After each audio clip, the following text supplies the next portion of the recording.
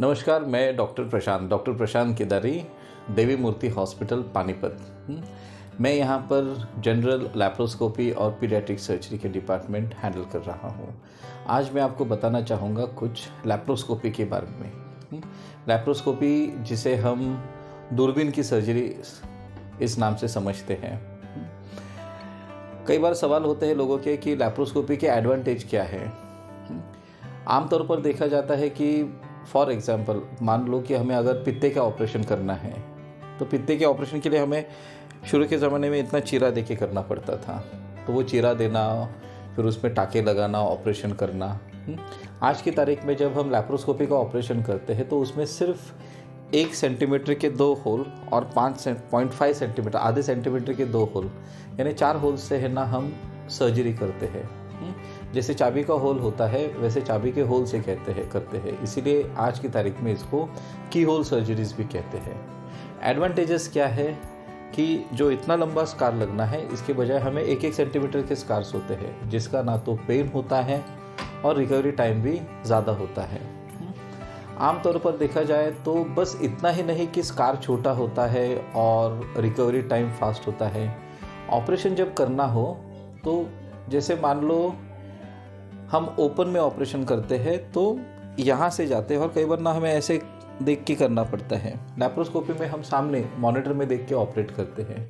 मान लो अगर कोई चीज़ मुझे देखनी है बड़ी करके, ओपन सर्जरी कर रहे हैं और अगर देखना है तो हमें वो जूम करना नहीं हो पाता है। लैप्रोस्कोपी में जो हम इमेज देखते हैं, जो चीज़ इतनी छोटी होती है, लैप्रोस्कोपी में हमें वो चीज़ इतनी बड़ी दिखती है।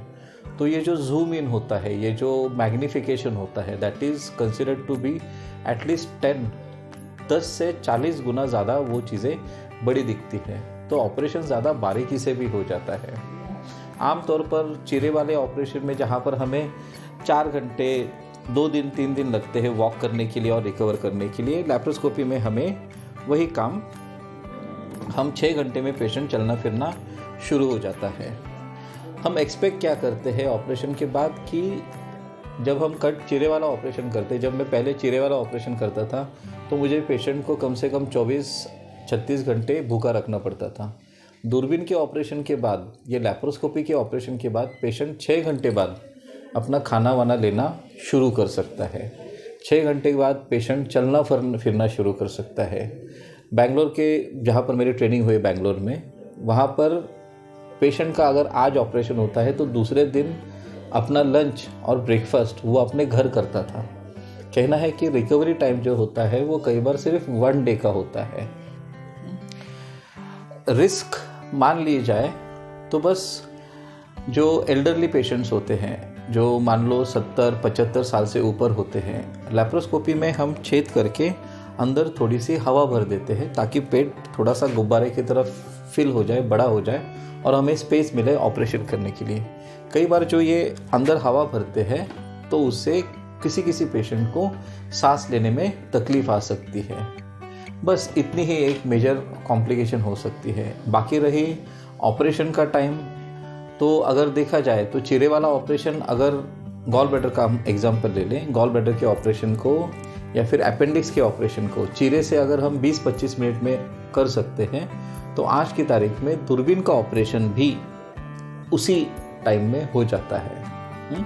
तो ऐसे देखा जाए तो इसमें ज़्यादा कुछ रिस्क वगैरह है नहीं। बस वो पेशेंट जो एज में ज़्यादा है या फिर जिनको सांस की दिक्कतें हैं, जिनको हार्ट की दिक्कतें हैं, वो ये ऑपरेशन करने से पहले हमें एक बार सोचना पड़ता है। बाकी विशेष इस प्रोसीजर में कुछ खास रिस्क नहीं है। आज की तारीख में अगर कहा जाए तो जो आम तौर पर ऑपरेशंस आते हैं, जैसे पित्ते के ऑपरेशंस है या फिर अपेंडिक्स के ऑपरेशन है, बच्चे के दाने के ऑपरेशन है, बच्चों की जो ओवरीज होते हैं उनके ऑपरेशन है, मोटा कहा जाए तो आज की तारीख में वो सारे ऑपरेशंस जो चीरा दे के पहले करते थे वो आज हम दूरबीन से कर सकते हैं। हर्निया हो, अपेंडिक्स हो, पित्ते का हो, बच्चेदानी का हो, ओवरीज का हो। मैं छोटे बच्चों को भी लैप्रोस्कोपीज़ वगैरह करता हूँ। तो जो सर्जरीज ओपन में होती है वो लैप्रोस्कोपी भी होती है। एडवांटेजेस है, जल्दी रिकवरी होती है, कम पेन होता है, जल्दी आप काम पर लग पाओ।